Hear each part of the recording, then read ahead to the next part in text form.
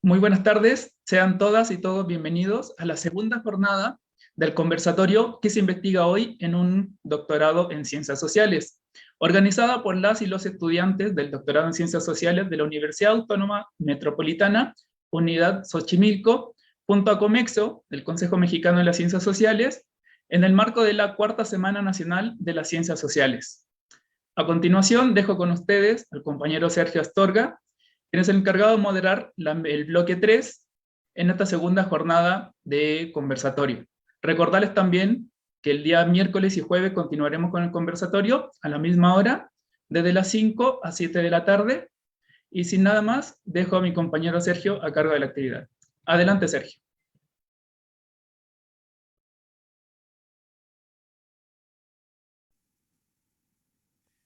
Buenas tardes, es un gusto saludarlas y saludarlos a todos. Estamos en la segunda jornada de este conversatorio que se ha organizado en Comexo, en conjunto con la Universidad Autónoma Metropolitana. Y bueno, es un placer saludarlos, como digo, y también vamos a escuchar a tres distinguidos investigadores del doctorado en Ciencias Sociales de la Unidad Xochimilco de esta universidad. Se trata de José Luis Pinelo López, Armando Vázquez Gómez y Carlos Alvarado Mijaldos. Ellos tres nos van a exponer sus proyectos de investigación doctoral y bueno, les voy a contar un poquito, una breve reseña de su trayectoria académica. José Luis Pinelo López es licenciado en Sociología de la Universidad Autónoma Metropolitana y también es magíster en Historia y Etnohistoria de la Escuela Nacional de Antropología e Historia. Arnaldo Vázquez Gómez es licenciado en Historia y magíster en Historia de la Universidad Autónoma de Sinaloa. Y Carlos Alvarado Mijaldos es licenciado en Relaciones Internacionales de la Universidad Vasco de Quiroga y magíster en Relaciones Internacionales de la Universidad Autónoma de Xochimilco. Así que, bueno, tienen una amplia trayectoria académica y bueno, vamos a dar lugar a las ponencias que han presentado para este conversatorio.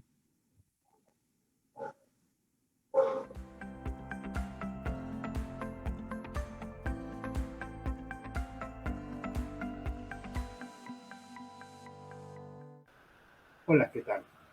Mi nombre es José Luis Pinelo López, actual doctorando en Ciencias Sociales del área de Sociedad y Territorio de la Universidad Autónoma Metropolitana, Unidad Xochimilco. El título de mi proyecto de investigación es Transformaciones espacio-territoriales en Santiago Suchilquitongo y San Pablo Huitzo-Etla, Oaxaca. Los puntos: la reconfiguración del ejido, la comunidad y la pequeña propiedad privada rural bajo la hegemonía del modelo neoliberal. A grandes rasgos, lo que propongo en este documento, en esta investigación, es cómo se ha ido reconfigurando el espacio-territorio de estos dos municipios, en tanto propiedad social y privada de la tierra de origen rural. Principalmente, estas transformaciones implican una descampesinización, un mercado de tierras de origen rural, una urbanización y un cambio de actividades económicas del sector primario hacia los sectores secundario y terciario, lo cual involucra a su vez la aparición de nuevas relaciones de producción y de trabajo dentro de estos dos municipios. Ahora bien, la relevancia de mi proyecto para las ciencias sociales es, en un primer punto, poder visualizar estas transformaciones como pérdida de actividades rurales de autoconsumo y, por lo tanto, la pérdida de autosuficiencia alimentaria que este tipo de producción brinda para los actores sociales del campo. De esta manera, esta visualización se pretende llevar a cabo mediante el apoyo que brinda ese gran abanico de herramientas disciplinarias que son las ciencias sociales. ya que dentro de estas existen múltiples relaciones transversales de conocimiento, como son la sociología, la economía, la política, la antropología, la historia, etc. Desde donde se puede abordar la problemática mencionada.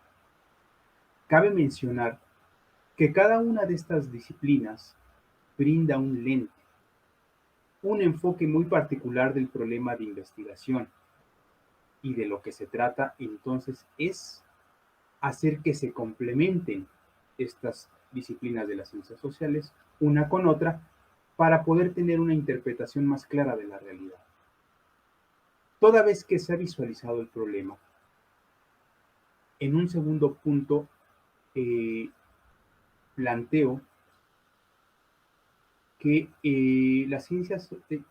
que en mi proyecto en las ciencias sociales debe establecer nuevas soluciones para el problema que estoy planteando. En este caso, parto de establecer una síntesis en donde se permita una equivalencia entre las contribuciones del urbano, pero sin perder los principales atributos de la autosuficiencia alimentaria que da la producción rural.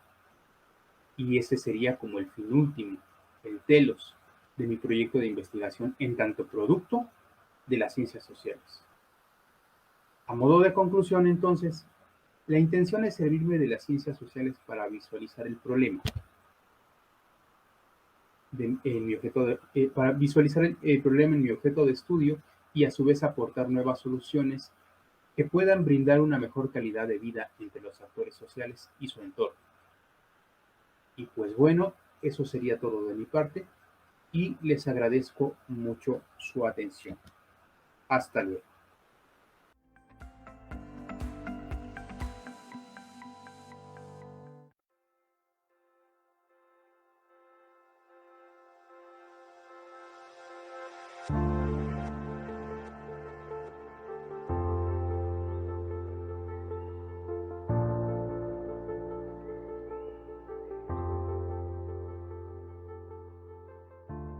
Hola, mi nombre es Arnoldo Vázquez Gómez. Soy alumno del doctorado de Ciencias Sociales de la Universidad Autónoma Metropolitana, de la Unidad Xochimilco, del área Sociedad y Territorio. Durante el transcurso de este doctorado, nuestra propuesta de investigación gira en torno al proceso de inmigración de las colonias menonitas en el noroeste de Chihuahua durante el periodo de 1994-2020, tomando como premisa fundamental o planteamiento central el hecho de que en dicho periodo se manifiesta en la dinámica de estas comunidades un proceso de crecimiento en sus formas económicas, proceso de crecimiento que los lleva a buscar un nuevo mercado en el ámbito internacional para sus productos y mercancías. Y por ende, al interactuar en este mercado global, se da una dinámica en la cual lo global trae una profunda repercusión al seno de las mismas comunidades, repercusión que se mira reflejada en sus prácticas y expresiones socioculturales, entre las cuales destacan la religión, el lenguaje y la educación, los cuales han sido los ejes rectores de la dinámica interna en las mismas colonias menonitas.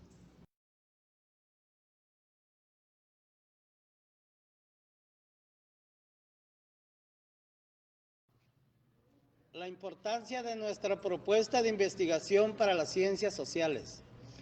Partiendo desde el supuesto que una de las principales características de las ciencias sociales es abordar el análisis de los procesos sociales desde la perspectiva de la interdisciplinaridad de las distintas disciplinas humanas, desde esta perspectiva, esta unidad de análisis incorpora desde un inicio la práctica de este propósito. Existe en esta unidad de análisis una propuesta que marca tentativamente su relevancia dentro del ámbito de las ciencias sociales y que a la misma vez está estrechamente interrelacionada con el propósito inicial de la misma. El análisis y desarrollo de esta propuesta nos permite observar y ubicar la dinámica de diferentes procesos que se desarrollan dentro de un ámbito espacial local, en una estrecha interrelación con un ámbito de lo global. Y desde esta perspectiva se manifiesta la interacción de múltiples fenómenos en el área de lo económico, lo sociocultural y lo político, conllevando por ende la necesidad de una propuesta de análisis que incluya la participación de diversas disciplinas sociales y que enriquece con ello el papel y la función de la multidisciplinaridad dentro de las mismas ciencias sociales. Pues al proponer en esta unidad de análisis esta interrelación entre lo local y lo global, y tomar en cuenta que se analiza una dinámica compleja, diversa y con características muy marcadas, este proceso de investigación tiende a una propuesta inicial de un puente hacia diversas áreas de las mismas ciencias sociales, remarcando con ello la importancia y la función de cada una de ellas y por ende la necesidad del uso multidisciplinario de las mismas ciencias sociales.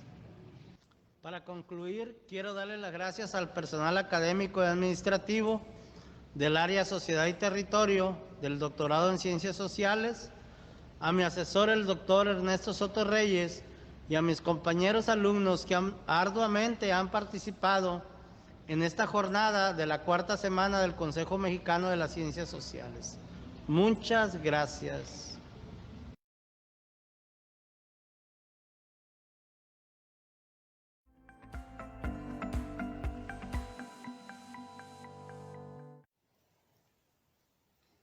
Hola, buen día. Soy Carlos Alvarado Mijangos. Soy maestro en Relaciones Internacionales por la UAM Xochimilco. Agradezco la invitación para participar en el presente conversatorio. Mi actual tema de investigación o proyecto de investigación es la geoestrategia y el cambio climático en el Ártico, oportunidades y riesgos para el siglo XXI. El interés por estudiar el tema surgió a partir de la creciente preocupación que se ha ido generando tanto en el ámbito ambiental como en el geoestratégico acerca del Ártico, el cual se está derritiendo como consecuencia del fenómeno del cambio climático, el cual a su vez es cíclico, pero este se acelera por causas antropogénicas. La capa superficial de hielo se descongela a un ritmo sin precedentes, amenazando con generar riesgos globales, así como oportunidades para ciertos actores de la arena internacional, que están conscientes del potencial del Ártico y dejan de lado los costos ambientales que puedan producirse. Así, los países con litoral en la región, como Canadá, Dinamarca, Estados Unidos, Noruega y Rusia, llevan años inmersos en una lucha silenciosa para aumentar su presencia y controlar zonas del Ártico, haciendo uso también de nueva tecnología, pues los intereses en juego son cuantiosos. Pero no todos los actores internacionales en la región son naciones, pues también hay empresas transnacionales involucradas. Asimismo, no todas las naciones sumidas en la contienda son países árticos. En este escenario, China también plantea diversos intereses, que aunque no sostienen ninguna reclamación territorial, está aumentando su presencia en la zona a través de alianzas con Rusia y fuertes inversiones en distintas islas del Atlántico Norte, como Groenlandia o el archipiélago noruego de Svalbard. Esta última pues es un archipiélago que, debido a su ubicación geográfica, podría quizás convertirse en una de las principales plataformas de acceso en la región. El reto principal del tema dentro de las ciencias sociales gira en torno al enorme reto que el deshielo del Ártico supondrá para la seguridad humana y el equilibrio climático del planeta, aunque cabe resaltar que este deterioro en la región también está dando lugar a oportunidades únicas en la historia, tales como la extracción de recursos estratégicos aún poco accesibles, así como rutas comerciales alternas entre Europa y el este de Asia. Estos riesgos y oportunidades que se generan en el Ártico generan la necesidad de revisar los regímenes regulatorios existentes y saber por qué no existe una gobernanza eficiente en la región, para así poder pasar al ámbito geoestratégico, ya que tanto los estados como las tecnológicos y de seguridad humana, que deben analizarse en conjunto para comprender la magnitud de la problemática que podría desembocarse en la región. Asimismo, Esta investigación ayudará a explicar desde un punto de vista no meramente economista, ya que desde el punto de vista economista, pues muchas veces se le da mayor importancia a las ventajas económicas que ofrece la cada vez mayor accesibilidad a estos recursos en el Ártico. Pero bueno, esta investigación no plantea esto, sino que intenta resaltar lo preocupante que llegarán a ser las consecuencias ambientales a nivel mundial, ante una escalada también de tensiones, presencia humana y competencia en este nuevo escenario septentrional de la política internacional. Considero importante reiterar que el calentamiento del planeta ha dejado de ser un tema que parece implicar solo a los movimientos ecologistas y a una parte de la comunidad científica internacional. Hoy el cambio climático ya está produciendo efectos tangibles a escala mundial. No estamos hablando ya de las generaciones venideras, sino de las generaciones actuales, por lo cual considero que este tema es crucial de investigarse y analizarse dentro del ámbito de las ciencias sociales. Gracias.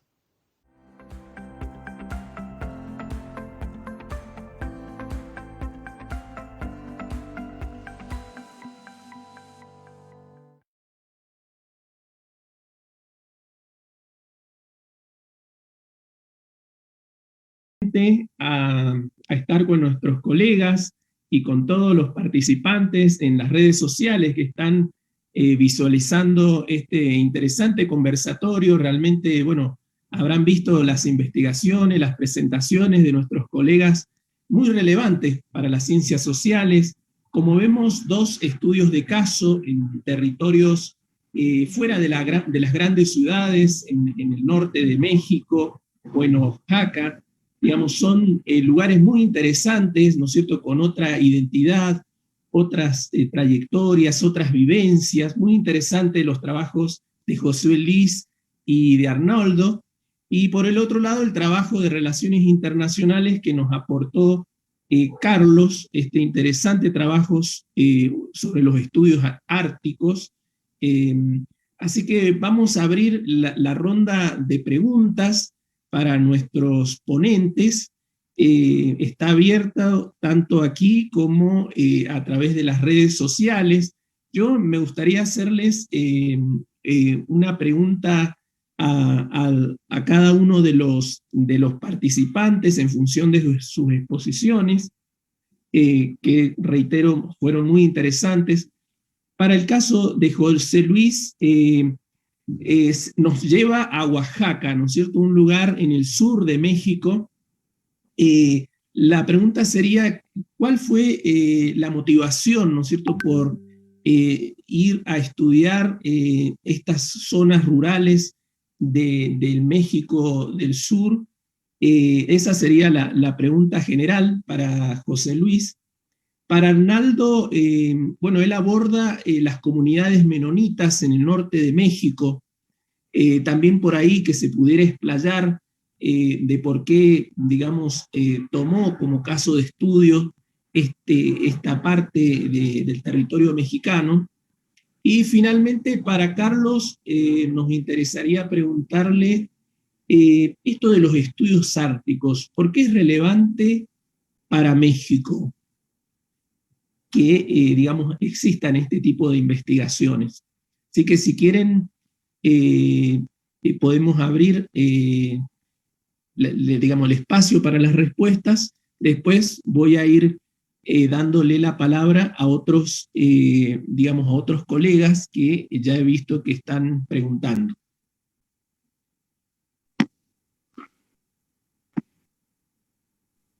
Ok, inicio. Sí, bueno, gracias, Sergio. Muy buenas tardes a todas, a todos. Pues bueno, en esta primera pregunta sobre cuál fue la motivación de ir a hacer este estudio al estado de Oaxaca. Primeramente sabemos que Oaxaca es un estado con 570 municipios, con 8 regiones, digamos, un estado con mucha riqueza cultural, como lo son también muchos otros estados de la República, pero que congrega en esas 8 regiones muchas particularidades distintas. Cuando hablamos de Oaxaca pensamos que al ser el estado que históricamente tiene o que tuvo más población indígena, pensamos que es un estado homogéneo, lo cual no es así, ¿no? Los valles centrales se distinguen de la Cañada, de la región de la costa, de la Mixteca, todos tienen una particularidad. Eso sería, por un lado, un asunto de gran importancia, de por qué estudiar Oaxaca, dos municipios de los valles centrales propiamente, cómo distinguirlos de estas otras 7 regiones, ¿no? ¿Qué tienen de particular los valles centrales en relación a sus otras 7 regiones? En un segundo aspecto, pues a mí me tocó vivir en carne propia, pues todo este proceso. Yo soy nieto, o más bien mis abuelos son campesinos prácticamente hasta finales del siglo XX, se dedican a esta economía campesina. Me toca ir pues, constantemente a Oaxaca, me toca ir incluso cuando todavía están los trenes, los ferrocarriles, voy viendo todo este proceso que ha ido muy lento, en los últimos 30 años, este proceso que yo planteo de descampesinización, mercado de tierras, urbanización, me toca vivirlo y eso también me da como pues varias herramientas de saber, digamos, cómo se ha ido moviendo en el tiempo todo este proceso, ¿no? Pero básicamente esas serían como, son más razones, pero que quisiera dejar para tiempo con mis compañeros, quisiera dejarlo con esas 2 razones principales.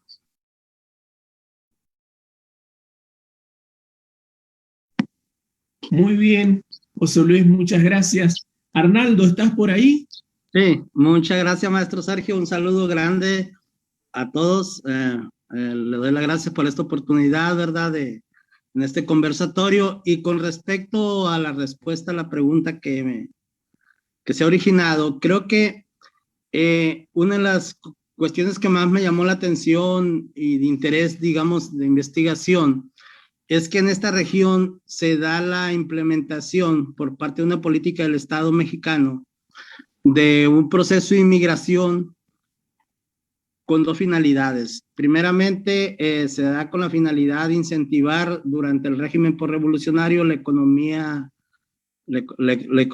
nacional, que había quedado sumamente destruida después del proceso bélico de la revolución, pero por otro lado también se dio con la finalidad de poblar demográficamente la región norte de México, que tenía, digamos, una escasa población, y había la intencionalidad de que ese tipo de población inmigrante fuera con un perfil distintivo hacia la población blanca. Y uno de los casos que me llamó mucho la atención hacia enfocarme en esta unidad de análisis, en este proceso de investigación, es que después de que llegan las colonias inmigrantes menonitas en 1926, se da un grado de crecimiento, no solamente en cuanto a situaciones económicas, sino en cuestiones demográficas de las mismas colonias, que a partir de esta región se toma como punto de, digamos, de ebullición un proceso de inmigración hacia las demás estados-nación latinoamericanos, en este caso Bolivia, Paraguay, Argentina.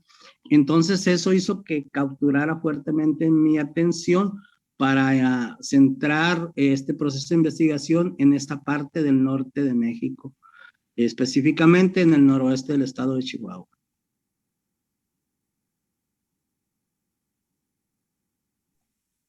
Muchas gracias, Arnaldo. No sé si Carlos, ¿estás por ahí? Sí, aquí estoy. Muchas gracias también por la invitación al conversatorio y por la pregunta también que se generó. Bueno, efectivamente, conforme el hielo ártico retrocede, sobre todo como consecuencia del cambio climático antropogénico, obviamente el cambio climático es cíclico, pero está siendo acelerado por causas antropogénicas, donde todos, ¿no? Todos sin distinción alguna, pues de alguna u otra forma estamos contribuyendo a esta degradación ambiental de distinta manera. Y bueno, como mexicanos, pues también soy de la idea de que debemos también demostrar que desde el sur podemos ver la manera de una solución global ante esta clase de problemáticas globales, en donde México, pues también de alguna u otra manera está siendo afectado por el cambio climático, o podrá llegar a ser más afectado aún al mediano o largo plazo, ¿no? De no hacer algo para sobre todo generar un régimen regulatorio más eficiente en el Ártico, ¿no? Obviamente el Ártico presenta cada vez más oportunidades, sobre todo para desafortunadamente no para México, sino oportunidades para los estados más influyentes en la región ártica, ¿no? Sobre todo del hemisferio norte, como los Estados Unidos, Canadá, Noruega, Dinamarca por Groenlandia, Rusia, pero sin embargo también China, a pesar de que no tenga territorios que reclamen el Ártico, pues sus intereses van en aumento en distintas islas del Atlántico Norte principalmente. Y bueno, México, al ser parte de la comunidad internacional, pues debe también abogar, ¿no?, para la conservación y preservación de la misma seguridad humana, ¿no? Y el Ártico, pues, genera muchas oportunidades, pero también puede generar riesgos aún mayores, ¿no? Sobre todo por esto es que este es el interés principal por estudiar la región del Ártico desde un punto de vista meramente del sur, ¿no? En este caso como mexicano. Gracias. Bueno, gracias a vos, Carlos. Realmente, bueno, como vemos, muy interesante estas investigaciones. Nos están llegando varias preguntas, varios interrogantes que se hacen nuestros oyentes en las diferentes redes sociales. Y aquí tenemos también a Emanuel, otro colega del doctorado en Ciencias Sociales, que quiere realizar unas preguntas. Le damos la palabra a él. Sí, muchas gracias. Igual, si quieres dar lectura de las del Facebook y después yo, como prefieras. No, Emanuel, adelante. seguimos. Bueno, yo tengo una pregunta para bueno, más bien tengo 3 preguntas, una para cada ponente. En cuanto a Arnoldo, quisiera empezar preguntando, esta política del privilegium, a partir de la cual llega la comunidad menonita a México y en general varios creo que de los grupos religiosos protestantes que van llegando a México, sobre todo en el siglo XX, en América Latina han representado como un nuevo proceso de colonización, también norteamericana en algunos casos y europea en el caso concreto de los menonitas, porque obviamente traen una serie de condiciones culturales y en general, pues bueno, llegan con este tipo de condiciones que muchas veces generan situaciones de ventaja frente a los mismos, digamos, frente a las poblaciones originarias.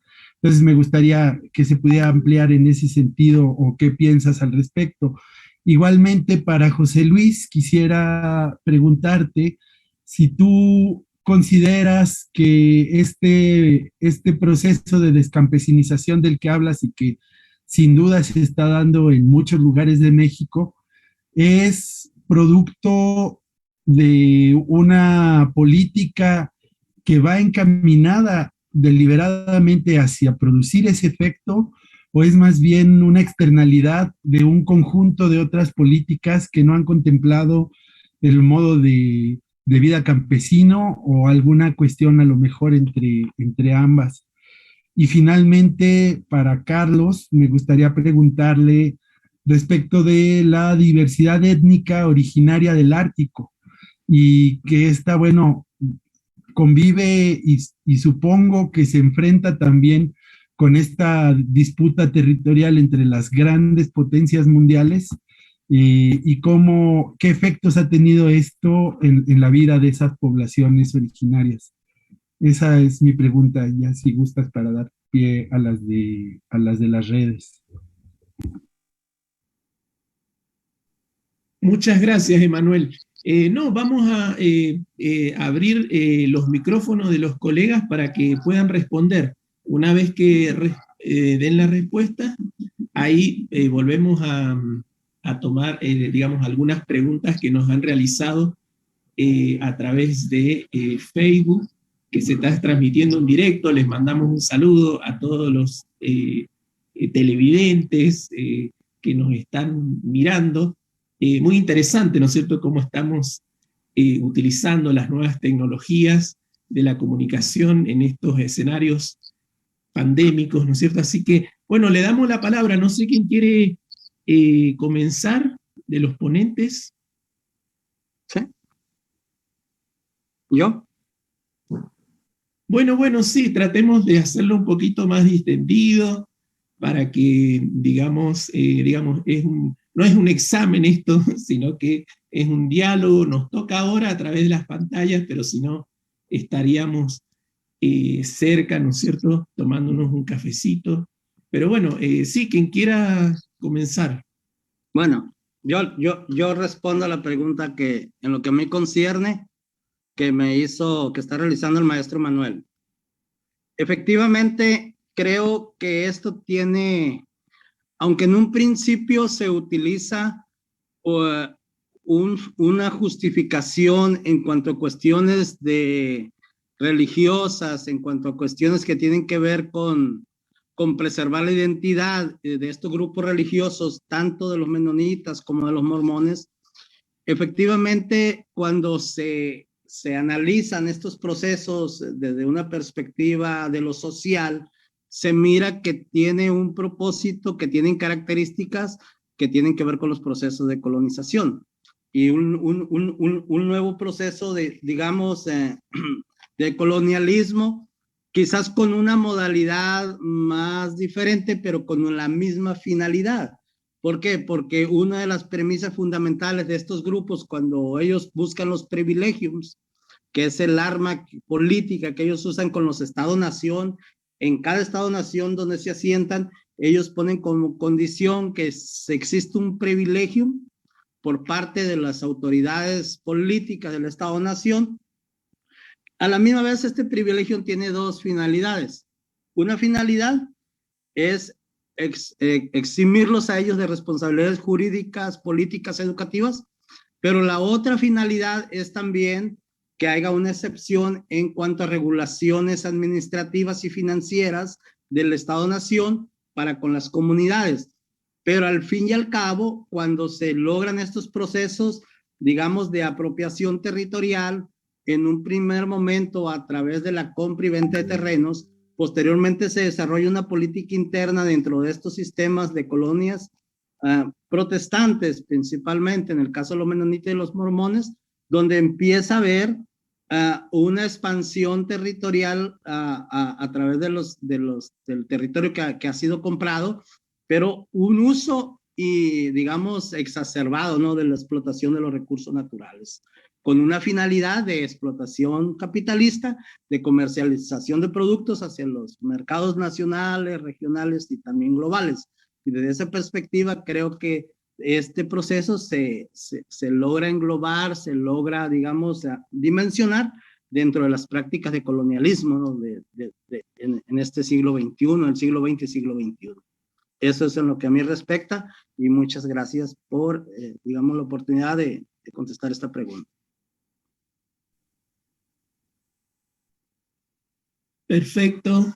¿Quién quiere continuar ahora? ¿José Luis? Sí, gustas yo, maestro Sergio, sí.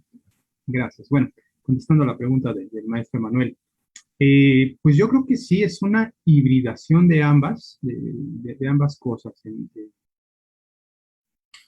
Sobre todo si vemos, digamos, la larga duración que tiene este proceso. O sea, yo lo llamaría más bien un aceleramiento del proceso de descampesinización. ¿Por qué? Porque si nos vamos a 1970, tenemos, no en México, en el mundo, la mayoría, digamos, de actividades se dan de forma agrícola. Hasta 1970 es un dominio tremendo en la historia, en el mundo, en donde la actividad agrícola permea dentro el quehacer, ¿no? En la mayoría, o en el mundo en general. En el caso mexicano tenemos en 1970 se viene de un desarrollo estabilizador, de una política primero hacia afuera, que es cuando se empiezan a vender los productos primarios, los productos directos de la tierra, pero una segunda etapa en donde se está industrializando el país desde dentro, ¿no?, esta sustitución de importaciones. Entonces, se está también dando ya una crisis previa, una crisis campesina previa, ¿no?, a toda esta políticas de 1992. Hay que tenerlo bien en claro, ¿no? Que viene, no surge de la nada, sino viene de reclamos también a esa crisis agraria, ¿no? Que se viene arrastrando, pero que no da ese acelerón o ese paso, ¿no? Digamos, sino hasta después de 1992. ¿Por qué? Porque realmente el campesino, al menos el que yo estudio en estas regiones, se abastece o divide su producto en tres formas, ¿no? Uno es el autoconsumo, otro es la parte que vende, que es en donde está la crisis, que es cuando lo va a vender al mercado, al estado, al pueblo más cercano, o en este caso a la ciudad de Oaxaca, ya no le están pagando igual. Pero hay una tercera parte que incluso intercambia en la comunidad, ¿no? Entonces, mientras el campesino se siga pudiendo abastecer a sí mismo, no hay este aceleramiento de que pierda las tierras. Aparte, ni siquiera hay la modalidad jurídica para que, por ejemplo, el que tiene propiedad social lo pueda hacer.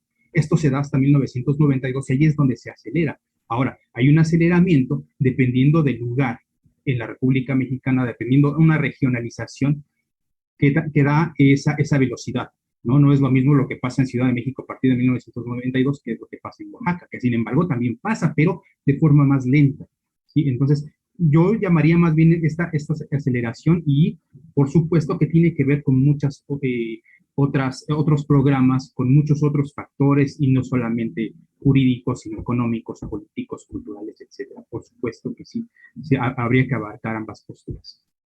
Gracias. Muchas gracias, José.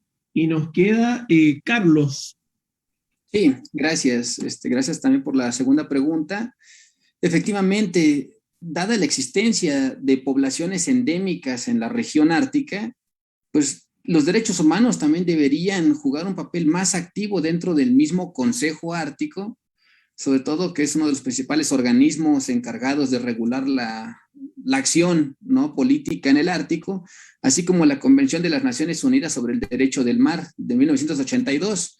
Pero parece ser que obviamente se queda en el discurso porque en la práctica estos pueblos endémicos conocidos como los inuits, que obviamente se encuentran distribuidos dentro del Círculo Polar Ártico, sobre todo en Rusia, el norte de Canadá, en la provincia de Nunavik, el norte de Quebec, el norte de Alaska, y pues los inuits también de Groenlandia y el norte de Noruega. Son grupos inuits, ¿no?, que coloquialmente y erróneamente se les conoce como esquimales, ¿no?, pero esto está mal dicho, de hecho es despectivo para ellos. Entonces, bueno, los inuits también a través de la misma paradiplomacia, ¿no?, todos hemos escuchado de la paradiplomacia ambiental sobre todo, es donde las cuestiones pueden ser prioritarias también al momento, bueno, pueden ser más completas al momento de darle una solución más efectiva a problemáticas desde la índole local también, ¿no? O sea, es decir, la paradiplomacia ambiental nos puede funcionar como una herramienta para generar una más eficiente gobernanza ambiental en la región ártica. Esto es escuchando la voz de estos pueblos endémicos, de estos pueblos indígenas árticos. Pero desafortunadamente en la práctica no sucede así. Sigue siendo el interés nacional el que predomina sobre el interés local y inclusive el interés regional, ¿no? El interés de las principales naciones en el Ártico es lo que está pesando más hoy en día en cuanto a la gobernabilidad del Ártico, ¿no? Se sigue priorizando las oportunidades a través de una visión más geoestratégica y comercial, ¿no?, para buscar nuevas rutas alternas entre el este de Asia y Europa, ¿no? Y no se le está dando esta mayor importancia a las voces de los pueblos indígenas árticos. Pero efectivamente hay pueblos indígenas y a través de la paradiplomacia podrían ser más eco en la política internacional. Gracias. Bueno, muchas gracias a vos. La verdad que muy convocantes las investigaciones, ¿no es cierto? Nos invitan a seguir de cerca estos trabajos que son interdisciplinarios por lo que vemos. Y justamente acá tenemos una pregunta vinculada a esto, de una profesora de la Universidad Autónoma Metropolitana. También agradecemos a las docentes que están participando. La doctora María Elena Figueroa les pregunta a los ponentes ¿qué valor tiene una aproximación interdisciplinaria desde las ciencias sociales y no desde una sola disciplina en sus investigaciones? Se abre el espacio para la respuesta en esto que realmente es muy interesante, saber sus percepciones, ¿no es cierto? Estamos en este conversatorio, ¿qué es importante investigar en las ciencias sociales? Y bueno, y sería bueno responder a esto en relación a la interdisciplina. No sé quién quiere comenzar. Sí, Carlos. Sí, empiezo yo si gustan, gracias. De hecho, yo considero que el tema del Ártico dentro de las ciencias sociales es un tema que implica tanto el análisis tanto del ámbito político como del económico, del comercial, por supuesto del ambiental, y en donde está en juego la prioridad para las ciencias sociales. La prioridad para las ciencias sociales, al fin y al cabo, es la seguridad humana. Entonces, esta seguridad humana también está en juego como consecuencia de lo que sucede en el Ártico, ¿no? Como caso de estudio. Entonces, yo considero que este tema es pertinente para las ciencias sociales y pues es una invitación también para futuros investigadores que pretendan hacer un estudio más a fondo sobre, por ejemplo, la paradiplomacia, qué sucede con los pueblos endémicos del Ártico, un estudio más a fondo sobre las oportunidades comerciales, obviamente sin tomar en cuenta los costos ambientales, ¿verdad?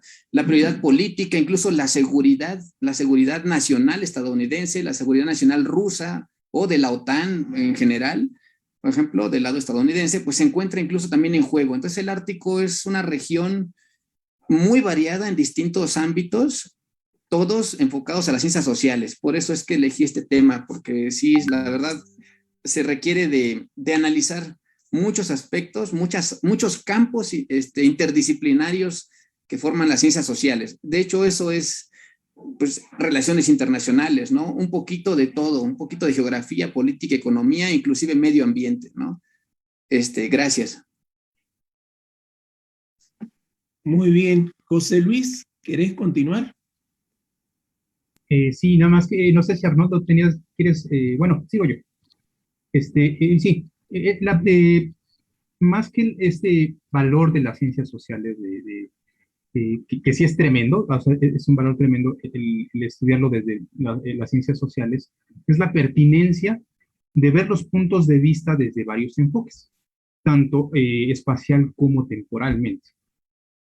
También entra aquí la importancia, porque en mi caso de estudio, verlo desde el territorio, ¿no? Verlo desde el espacio, desde el territorio, desde la región. Porque no es lo mismo espacialmente lo que está viendo la economía, o un economista, o un observador con ojos de economista, ¿no? Aunque no tenga esa formación. No es lo mismo cómo lo ve el antropólogo, no es lo mismo cómo lo ve el sociólogo, no es lo mismo cómo lo ve el historiador mismo, etcétera, etcétera, ¿no? Está viendo diferentes puntos de anclaje de dónde abordar la problemática. Esto no quiere decir que se contrapongan entre sí. El ejercicio es abordar varios puntos de vista y encontrar un punto que pueda poder visualizar la realidad más fácilmente, ¿no? Del problema de estudio. En el tiempo pasa lo mismo. El tiempo de alguien que estudia ciencias políticas es una coyuntura propiamente política. El economista se fija, por ejemplo, en esas rupturas, en esos ciclos económicos. El sociólogo pues está viendo lo que está pasando en el tiempo presente. El antropólogo se va un poquito más a la larga duración. Entonces, vuelvo a repetir, no es que son puntos diferentes de vista, pero aquí el ideal es juntarlos, es tratar de utilizar esas múltiples visiones para poder clarificar la realidad como tal, ¿no? Muy bien. Y finalmente, Arnaldo, no sé si querés darle respuesta. Sí, claro que sí. Bueno, una de la temática de los grupos inmigrantes de las colonias protestantes hacia los países latinoamericanos, ¿no? Ha sido una temática muy abordada y hay una vasta literatura con respecto a esto, pero todo el tiempo ha sido abordada desde la perspectiva sociocultural, ¿no? Más que nada fijándose en aquellos aspectos de la cultura que le han dado a estas colonias o que han permeado, ¿no? Una visión bien específica academicista sobre la, digamos, la dinámica de estas colonias, ¿no? En mi caso, hay una propuesta de abordarla de diferentes perspectivas, de abordar desde el punto de vista de lo político, de lo económico y de lo social, y también desde el punto de vista tomando en consideración aspectos como la familia, donde se le da una relevancia a la función del papel de la mujer dentro de la dinámica del hogar y dentro de la dinámica interna de estas comunidades. Y creo que eso le dará una amplitud o una mirada más plena, ¿no?, a este fenómeno. ¿Por qué? Porque nos permitirá observar cuestiones desde un prisma, no es que sea más general, sino creo que desde un prisma diferente e interrelacionar los diferentes procesos que se viven dentro de estas comunidades y no nada más interrelacionarnos, ¿no?, sino que tratar de explicarnos su funcionamiento interno. Y creo que desde esa posición juega un papel muy importante el uso de las disciplinas, diferentes disciplinas sociales, para tratar de dar una explicación más integral sobre este fenómeno, pero también de abrir nuevos puentes, ¿no?, metodológicos, también de abrir nuevas propuestas sobre el mismo. Ahorita mismo me estaba comentando un compañero qué similitud hay en los procesos del norte de México, del sur de México, en el accionar de la expansión de estas colonias, qué similitud hay en los procesos de Latinoamérica, de Paraguay, de Uruguay, de Colombia, de Argentina, ¿no? Entonces creo que el enfoque de las ciencias sociales, de las diferentes disciplinas, nos permite dilucidar desde una perspectiva más integral un proceso que ha sido analizado muy enfocadamente en el área de lo sociocultural. Y creo que las ciencias sociales, desde esta perspectiva, tienen mucho que aportar a esta temática, y esta temática tiene mucho que develar hacia las diferentes áreas cuando se enfoca desde esta posición.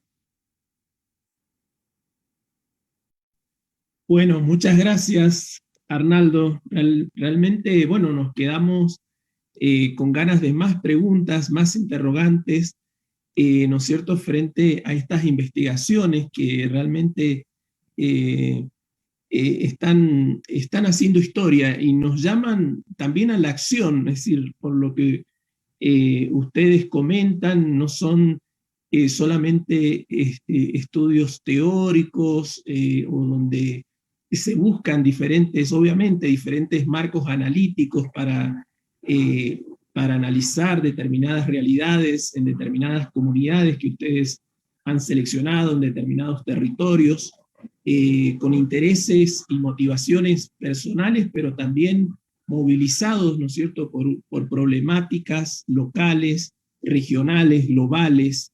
Realmente esto nos interpela, ¿no es cierto?, como colegas, como investigadores de las ciencias sociales, que compartimos con ustedes estos intereses.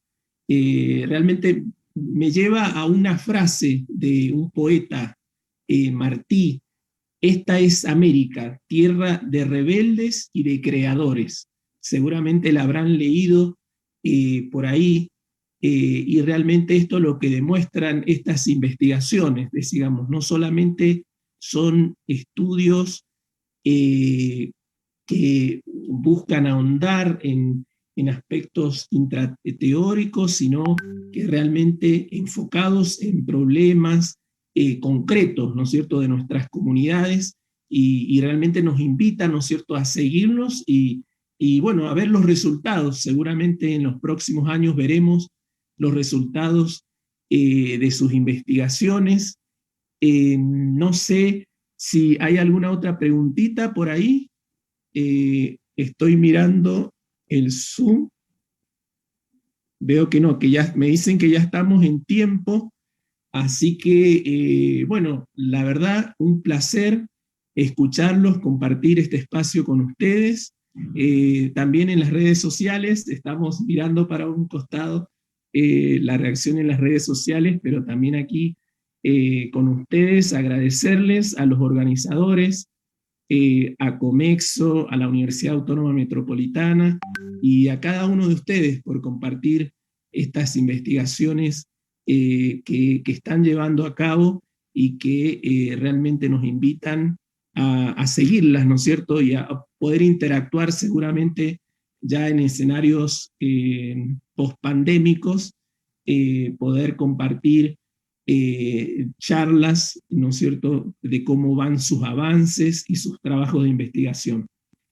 Así que, bueno, me queda solamente agradecer, reiterar el agradecimiento y darle lugar a la apertura del próximo bloque que va a tener como moderadora a Ruth Stephanie Ochoa Alvarado. Qué muchos nombres, ¿no? Ruth, entonces te damos el espacio a vos y bueno, muchos éxitos para todos y para todas los que están compartiendo este espacio con nosotros. Nos vemos en la próxima. Un saludo a todos. Pues bueno, muchas gracias, Sergio. Y también a todos los compañeros que estuvieron ahorita presentes en la mesa anterior. Entonces, pues yo voy a darles la bienvenida a todos los que nos están viendo al bloque número 4 de la Semana de Ciencias Sociales, y pues en este espacio se presentará la segunda parte del bloque de Relaciones Internacionales, cuyos temas giran en torno a grandes proyectos de trascendencia tanto política como territorial. En este bloque contamos con 3 ponentes pertenecientes a las áreas de sociedad y territorio y relaciones internacionales de la generación 16 del doctorado en Ciencias Sociales de la UAM Xochimilco. Y bueno, voy a proceder a leer las semblanzas de nuestros ponentes para que tengan la oportunidad de conocerlos un poco más. Nuestro primer ponente es el doctorando Emanuel Carrera Martínez. Él forma parte del área de Sociedad y Territorio de la generación 16. Él es antropólogo social y maestro en estudios organizacionales por la Universidad Autónoma Metropolitana. Obtuvo su grado con un trabajo sobre la micropolítica en la burocracia pública encargada de la atención a la demanda de educación para adultos.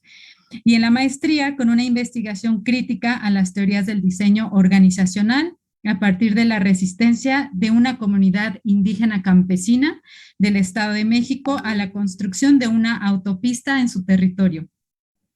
Él desde hace 26 años participa como defensor de los derechos humanos y educador popular en movimientos de derechos de las personas LGBTIQA+,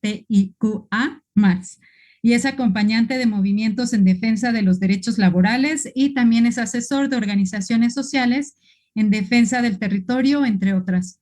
Su proyecto en el que está actualmente trabajando tiene por nombre Futuro del Territorio, Valorización del Espacio y Posicionalidad de los Actores Sociales en relación al Tren Maya.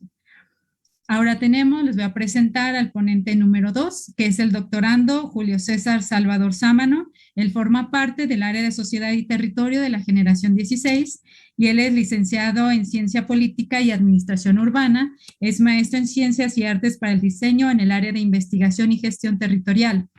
Él se ha desempeñado profesionalmente en el ámbito de la administración pública en la Secretaría del Trabajo, la Procuraduría General de Justicia de la Ciudad de México y en el Instituto Nacional Electoral. En el ámbito académico ha sido asesor de las asignaturas de Historia, Formación Cívica y Ética y también ha participado en distintos coloquios como ponente, entre los que se encuentran el 7º coloquio sobre movimientos sociales en la segunda mitad del siglo XX mexicano de la Facultad de Estudios Superiores Acatlán y en el 6º coloquio algunas lecturas de la ciudad, energía y diseño en la Universidad Autónoma Metropolitana. Las líneas de investigaciones con las que él trabaja son movimientos sociales, resistencias sociales, territorio y comunidad. El proyecto en el que está actualmente trabajando es acerca de la energía eólica en territorio maya, la resistencia en los municipios de Tzilán, de Bravo, Tizimín y Progreso en el estado de Yucatán. Y finalmente tenemos al doctorando Misael Arturo Nava Ramos. Él forma parte del área de Relaciones Internacionales. Misael Arturo es egresado de la licenciatura en Relaciones Internacionales por la UNAM de la FES Zacatlán y es maestro en Relaciones Internacionales por la UAM Xochimilco. En el ámbito de la docencia, impartió clases en la Escuela Nacional de Antropología e Historia con las materias de Historia y Geopolítica, Países Emergentes, Geografía del Medio Oriente y Pensamiento y Estrategia en el Mundo Árabe. Sus líneas de investigación versan sobre geopolítica, seguridad nacional y teoría del realismo estructural o neorrealismo en las relaciones internacionales, y su proyecto de investigación lleva por título el Proyecto Sal Verde y el pensamiento geoestratégico iraní bajo el mandato de Hassan Rouhani 2013-2021. Como verán, son temas sumamente interesantes y pertinentes para el área de las ciencias sociales. Y pues ahora vamos a proceder a ver sus videos y conocer acerca de qué tratan sus proyectos para proceder a una ronda de preguntas y respuestas. Muchas gracias a todos.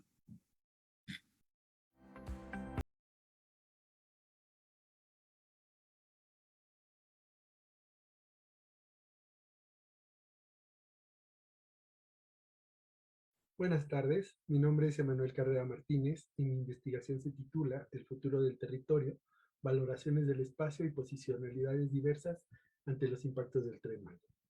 En ella estudio el reordenamiento territorial del sureste mexicano que se está produciendo a partir de la construcción de este sistema de transporte y que a su vez es parte de la continuación de un largo proceso de colonización de esta región y de poblamiento promovido desde el centro de la República.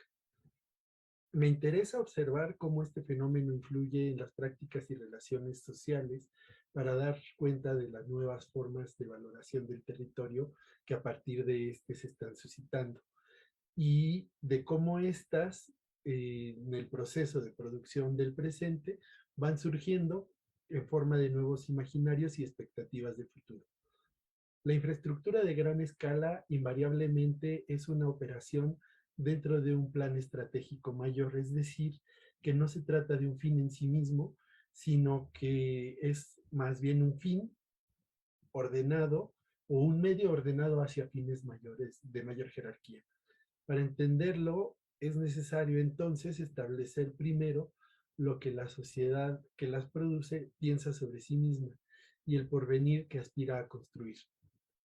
Por eso, el anuncio de este tipo de proyectos suele transformar ya de por sí mismo y desencadenar una serie de cambios en las condiciones y relaciones que se dan entre las personas que habitan las regiones en donde esto sucede. El reto principal de esta tarea es que las sociedades no son conglomerados homogéneos, sino un conjunto de interacciones sociales entre grupos diferenciados con intereses y necesidades propias, de modo que cada decisión en un sentido suele afectar de forma diferenciada a cada uno de estos grupos. Por eso, al estudiar los contextos en los que esto sucede, debemos considerar la posicionalidad de los actores, es decir, el lugar en la sociedad que cada uno de ellos ocupa, asumiendo la premisa de que ningún proyecto de sociedad está exento de conflictos. Antes de seguir adelante, quiero plantear que la capacidad de una clase social o grupo para hacer que sus intereses particulares aparezcan como si fuesen los de toda la sociedad y que esto le permita llevar a que las clases subalternas colaboren e incluso estén dispuestas a sacrificar sus propios intereses en favor de esos proyectos, es a lo que Gramsci llamaba hegemonía.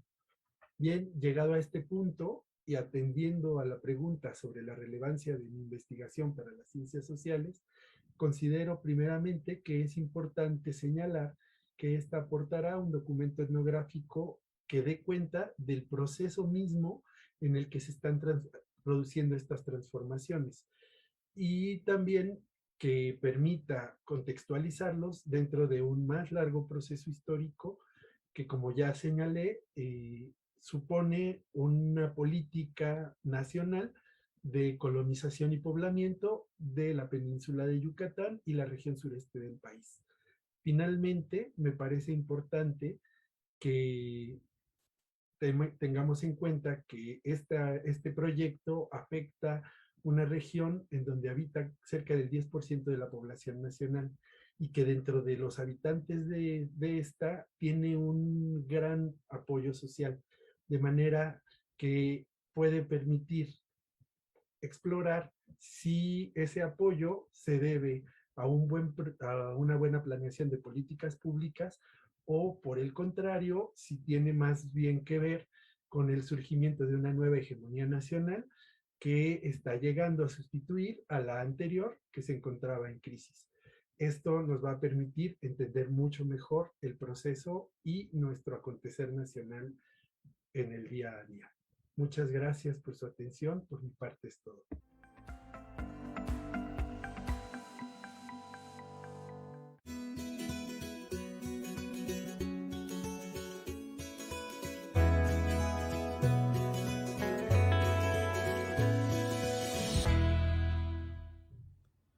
Buena tarde a todas y todos.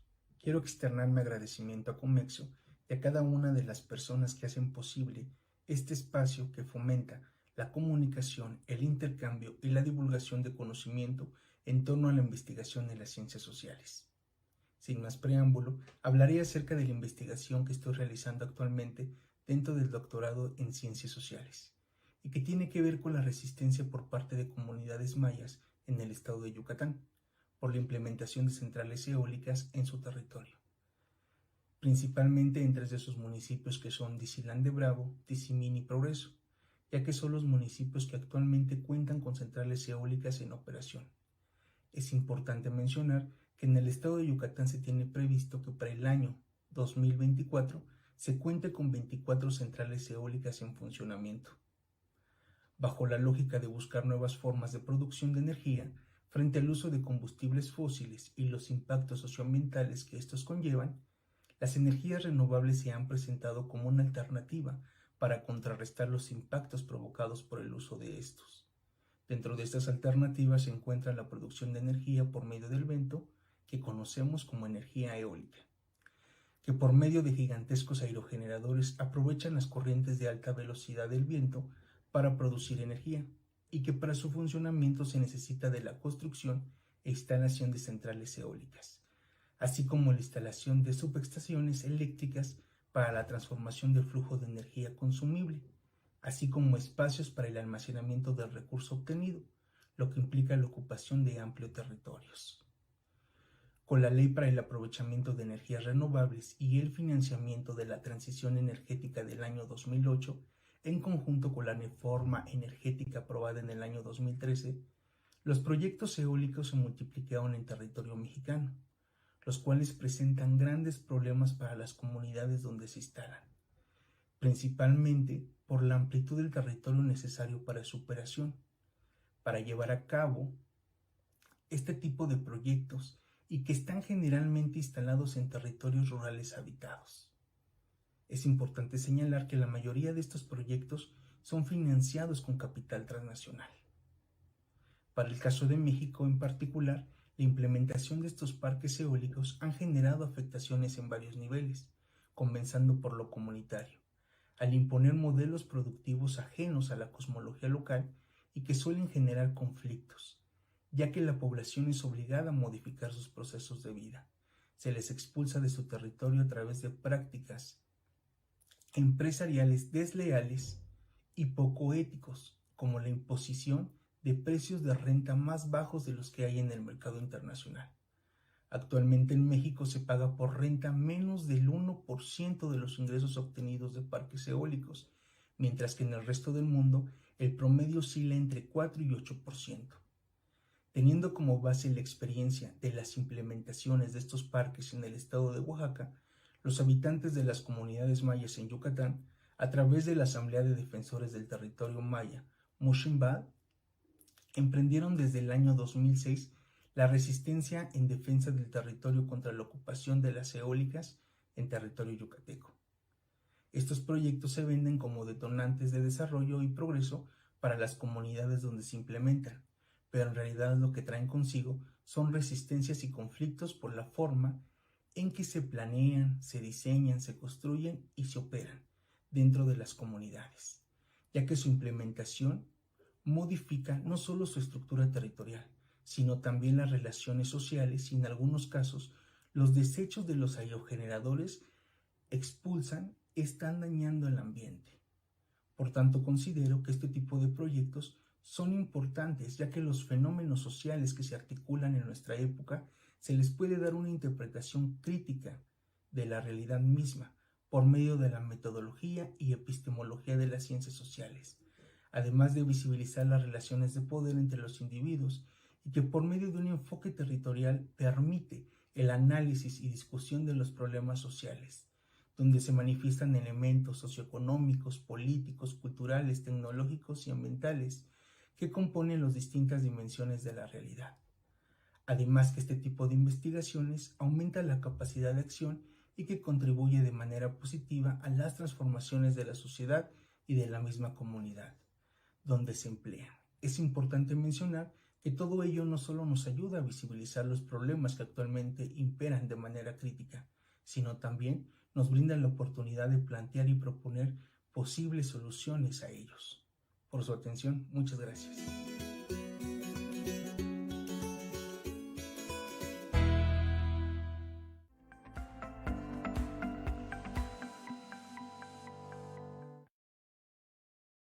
Hola, ¿qué tal? Muy buenas tardes a todos y a todas. De antemano quisiera expresar mi agradecimiento a los organizadores del conversatorio Comexo 2021 por invitarme a su tan prestigioso evento y a su vez darles a conocer como premisa elemental mi tema de investigación en el doctorado. Como bien se comentó en el inicio de este bloque, el título de mi ponencia, la misma del tesis, el proyecto Sal Verde y el pensamiento geoestratégico iraní bajo el mandato de Hassan Rouhani 2013-2021, es menester que este proyecto Sal Verde es el proyecto nuclear de Irán que tiene efectos multidimensionales y son los que destaco a continuación. Cuando el régimen de los ayatolás tomaron el poder de Irán en 1979 y se constituyó la República Islámica de Irán, se vieron constantemente amenazados desde su perspectiva y su visión geoestratégica, especialmente por los países occidentales anglosajones, en este caso Estados Unidos y Gran Bretaña, y algunos otros países europeos, por lo que decidieron implantar un proyecto nuclear que se mantuvo secreto hasta el año 2002, cuando se dieron a conocer bases subterráneas y clandestinas de actividades de enriquecimiento de uranio, todo ello con efectos disuasivos. No obstante, otro de los grandes aristas y que propongo como hipótesis general en mi tesis es que el proyecto Sal Verde es un enfoque multidimensional, ya que obedece a varios factores. Uno de ellos es la generación de prestigio para Irán y sobre todo como un arma geopolítica y estratégica que ayude a expandir las ideas y religión del régimen de los ayatolás. En este caso, con la recuperación de los pueblos iranios, bajo los fundamentos que comparten estos pueblos con el régimen de los ayatolás, tales como factores culturales, idiomáticos, raciales, políticos y sobre todo religiosos, ya que la gran mayoría de los pueblos iranios, si no es que todos, profesan el Islam chiita, tal como el régimen de los ayatolás. Este proyecto de investigación lo considero relevante, puesto que en México no se ha visto muy explorada la región del Medio Oriente en general y con Irán en particular, lo que considero importante analizar este país, ya que es mi interés desde hace algunos años y además pretendo responder a interrogantes tan importantes en mi tema de investigación que ayude a explorar y a enriquecer las ciencias sociales y el estudio de las relaciones internacionales. Una vez expuesto lo anterior, considero este proyecto relevante para el estudio de las ciencias sociales en varios puntos a destacar. En primera instancia, porque implica el estudio de una sociedad muy diferente a la nuestra en varios aspectos, destacando el ámbito sociocultural y religioso. Por ejemplo, en este proyecto de investigación considero muy importante dar a conocer como ejemplos muy básicos cómo viven los iraníes, cuáles son sus costumbres y su idiosincrasia, también cómo toman las decisiones en el ámbito político y además profundizar también las implicaciones religiosas en las relaciones entre sus habitantes y cómo se conducen sus políticos hacia el exterior. En segunda instancia, considero que es muy importante el estudio de la disciplina porque ayuda a enriquecer el conocimiento de una cultura que es muy vasta y que es sobre todo muy antigua, que va desde comprender cómo se constituyó el imperio aqueménida, que fue el primer imperio persa de grandes magnitudes, hasta la conformación del Islam muchos siglos después, y cómo esos eventos han influido en el ámbito sociocultural del país persa. Y es muy importante porque al manifestar estos conocimientos al público en general, estamos haciendo una aportación a su vez, nutriendo las ciencias sociales, el cual también ayuda a desmitificar que en este caso en el ámbito de las relaciones internacionales no es propio únicamente del estudio de las ciencias políticas, sino también de las ciencias sociales. En tercer lugar, es muy importante este tema de investigación porque también ayuda a difundir el conocimiento metodológico que es multidimensional para los futuros investigadores y para los lectores interesados en conocer otras culturas, incluso otros enfoques sistémicos que se dan dentro de un país, intentando responder cuáles son las costumbres, cuáles son sus orígenes, su lenguaje, su religión, su historia, su legado, y sobre todo tiene que ser abordado exclusivamente o al menos en primera instancia desde el ámbito de las ciencias sociales. Y una de las ramas de las ciencias sociales precisamente son las relaciones internacionales. Estas son muy importantes porque engloban otras disciplinas como la política, la geopolítica, la economía y por supuesto ayuda también para que se incluyan factores muy importantes como los estudios religiosos, los estudios culturales, incluso los históricos y etnológicos, y todo esto con una sola causa: enriquecer el estudio de las ciencias sociales. Muchas gracias.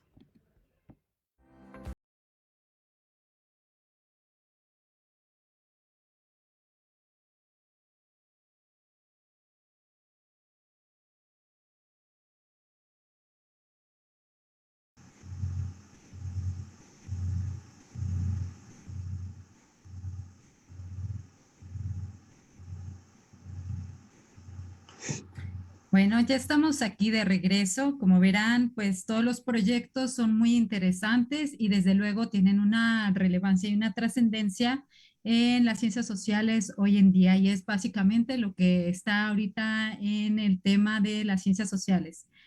Sin embargo, para proceder a la ronda de preguntas y respuestas, voy a proceder a iniciar con 3 preguntas detonadoras para nuestros ponentes, esperando desde luego la participación de nuestros espectadores y desde luego ponentes y todos los que estemos ahorita presentes. Entonces, la primera pregunta va dirigida al doctorando Emanuel. Doctorando Emanuel, tu proyecto simbólicamente es muy interesante, ya que la propuesta ha detonado dinámicas sociales, políticas y estructurales que hoy en día ya pueden ser visibles y politizadas a nivel nacional e internacional. En tu opinión, ¿cuáles son los elementos sociales y territoriales que te parece imprescindible visibilizar a partir de este replanteamiento de la hegemonía nacional, como tú nos lo mencionas? La segunda pregunta es para nuestro ponente César.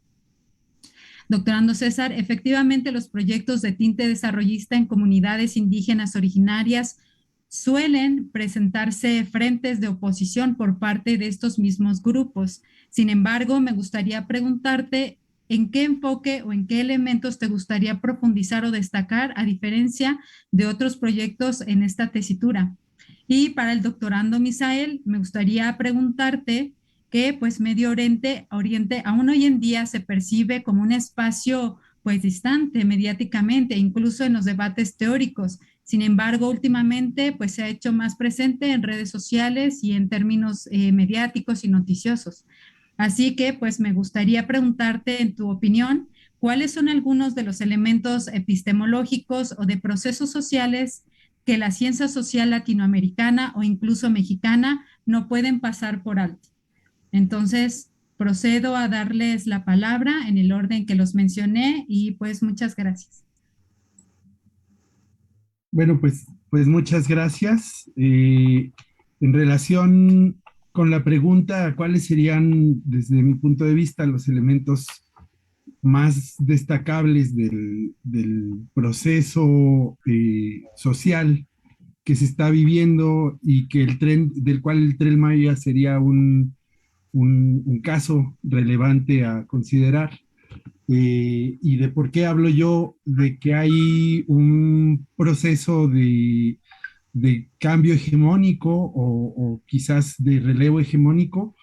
Me refiero concretamente a la orientación quizás de la política del actual gobierno, que en forma consistente se distingue de políticas de los gobiernos anteriores, pero que sostiene una serie de lógicas importantes de desarrollo del capitalismo en el país, que es el sentido quizás principal en el que habría que entenderlo. Es decir, se tiende o se escucha con frecuencia que es una continuidad de los gobiernos neoliberales, y me parece que esto es un error. Es una continuidad del modelo de desarrollo o del modo de desarrollo capitalista en México, y allí es donde tendríamos que ubicar este proceso de la cuarta transformación. Entonces, cuando hablamos del Tren Maya, hay elementos importantes que nos permiten ver esto. Primero, tenemos que es un proyecto de participación estatal 100%, está tanto por la inversión del Estado como va a ser manejado por el gobierno, por una agencia gubernamental, que eso justamente marca una ruptura, digamos, con las lógicas neoliberales, pero sostiene las lógicas capitalistas. Hay un reordenamiento territorial muy importante, que es la continuación también de un proceso histórico que lleva varios siglos en la península de Yucatán, pero que desde los años 70 se viene dando de forma acentuada como una política nacional, y de la cual el Tren Maya viene siendo parte y viene a reforzar. Igualmente, me parece que se trata de un proceso de reordenamiento territorial que consolida una política de impulso económico a la industria turística en la región, y eso digamos, al margen de lo que pueda estar pasando en la región, me parece que es importante tenerlo en cuenta como una posibilidad que se está dando en buena medida por la fuerza ideológica que tiene el actual gobierno dentro de los estados que están siendo intervenidos por este proyecto. Entonces, me parece que es por allí mi respuesta en cuanto a cuáles serían esos fenómenos sociales en los cuales, o a partir de los cuales considero que se está dando este cambio hegemónico. Muy interesante, maestro Manuel. Lo dejamos aquí de momento hasta la siguiente ronda para darle la palabra al maestro César. Buenas tardes a todos y a todas. Primeramente agradecer por estos espacios que se dan para estos conversatorios que son de suma importancia. Bueno, la pregunta que me hacían era justo esto, ¿no? ¿Qué enfoques o qué elementos se podrían destacar a diferencia de otros proyectos? El primer parque eólico, creo que esto es importante decirlo, que se implementa en el Estado mexicano ya sea en el año de 1994, y a partir del año 2000 hay un boom de todas estas implementaciones de centrales eólicas en torno a todo el país. Es importante porque aquí en Yucatán es muy nuevo, es muy reciente, se podrá decir, la implementación de estos parques, ya sea en el 2018, y que ahora se están planeando que para el 2024 cuenten con 24 centrales eólicas. ¿Qué es lo que a mí me interesa diferenciar de otros proyectos que son como estos? Uno, primero, es la importancia de la planeación que deben de tener la implementación de estos parques para que las comunidades no tengan esos impactos negativos con las comunidades. Me interesaría mucho decir la forma en que en otros momentos o en otros lugares se reditúe una ganancia con estos detonadores como desarrollo, como estos proyectos se venden, es decir, unas mejoras para los territorios donde se implementan, y cosa que no es así. A nivel mundial, la retribución que hay por cada uno de estos arrendatarios, estamos hablando de entre el 4 y el 8% de pago que se les da. En cambio, para el Estado mexicano estamos hablando del 1%. Entonces, además, estos aerogeneradores fueron implementados primeramente, o hay un boom totalmente en Oaxaca, y que al principio se instalaban en zonas o en territorios no habitados. ¿Qué está sucediendo en Yucatán? Se están instalando en zonas habitadas, es decir, en territorio habitado, y lo que está generando es, primero, está generando un impacto ambiental, porque no se hizo un impacto ambiental como se tenía que hacer desde el principio, es decir, solamente se cumplieron con los requisitos para poder echar a andar este tipo de proyectos, pero en realidad no hay un análisis profundo del impacto que podría tener esos proyectos a nivel ambiental. Además de ello, está generando estas resistencias por parte de asociaciones que están en defensa del territorio, justo por defender lo que ellos tienen como una cosmovisión con su relación con la tierra, con la naturaleza, y que no se ha tomado en cuenta para la implementación de ello. La mayoría de los parques eólicos en México, es importante decirlo, son financiados por financiamiento privado, además extranjero, y que solamente se paga muy poco a la red de transmisión de energía de la CFE, a comparación como se tendría que hacer, ¿no? Es decir, hay una ganancia para empresas privadas y una ganancia a nivel extranjero, y no para cosas que en realidad tengan efecto en nuestro país. Es decir, en el territorio donde se está explotando, ese territorio donde se están explotando los recursos, en este caso el viento, y a diferencia de estos megaproyectos, hay muchos más que también están explotando los territorios, y no hay una retribución para la gente que vive, que habita, y que día a día tiene que a enfrentarse a todos los problemas que están pasando por la implementación de estos parques eólicos. Gracias. Muchas gracias, maestro César, por tu respuesta. Lo vamos a dejar aquí de momento hasta esperar la segunda ronda para darle la palabra al maestro Misael Nava. Sí, hola, ¿qué tal? Buenas tardes a todos, a todas. Muchísimas gracias por invitarme a este conversatorio. Bueno, con relación a la pregunta que se me hace muy pertinente, más que alejarse, yo creo que sí, ya está más cercano todo este tipo de temas, ¿no? Sobre todo porque impacta muchísimo en el ámbito de, digamos, de todos los países, ¿no? Porque se trata, por ejemplo, de una región muy convulsa, lo que es el Medio Oriente, y lo que viene siendo también el mundo musulmán. Quizá no ha sido muy abordado debido a digamos, a los prejuicios que existen todavía por parte de este lado, ¿no? Que es el lado occidental, que todavía, digamos, tenemos muy en boga y muy presente lo que significó, por ejemplo, los atentados del 11 de septiembre en el año 2001, y eso también configuró o ayudó a reafirmar estos estereotipos y estos prejuicios que se tienen hacia el mundo islámico en general, y hacia Irán, por ejemplo, en ese caso en particular. En la cuestión, por ejemplo, es algo también muy importante porque yo he detectado en estos años que he investigado en estos temas, sobre todo del mundo islámico, del mundo árabe, el mundo persa, el mundo turco, tiene mucho que ver con que, por ejemplo, hay 4 o 5 instituciones a nivel nacional que se encargan de tener solamente estudios muy específicos, a los que se les llaman estudios profundos, del Medio Oriente, ¿no? Por ejemplo, tenemos aquí en el caso de la Ciudad de México al Colmex, que es el Colegio de México, a la UNAM, digamos en términos un poquito más generales, que solamente se enfocan en esos temas. Pero, por ejemplo, en el caso de la UNAM, solamente tienen estudios, digamos, muy generales, ¿no? Del Medio Oriente, temas energéticos, temas sobre el terrorismo, etcétera. Y el Colegio de México sí tiene un poquito de más digamos, apertura y estudios más profundos, porque incluso abordan los términos históricos, filológicos, los términos también religiosos, etcétera, incluso idiomáticos también. Entonces, eso a mí se me hace muy importante porque, por ejemplo, en la UAM no existe un centro, una línea de investigación que se especialice, por ejemplo, en estos estudios. Hay, por ejemplo, la cuestión geopolítica, pero muy enfocado siempre a los colosos, ¿no? Como es el caso de Estados Unidos, de Rusia, de China, pero por ejemplo dejan de lado estudios tan importantes y países que todavía tienen una enorme importancia en el escenario regional y mundial, como el caso de Irán, como el caso de Turquía, el caso de Israel, por ejemplo, que han sido ignorados, ¿no?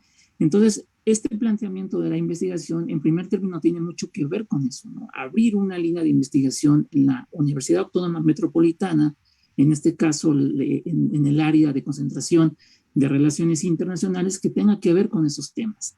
Ahora bien, ya entrando de lleno a la respuesta de estos enfoques metodológicos y epistemológicos, pues evidentemente tienen que ser desde el ámbito de la sociedad.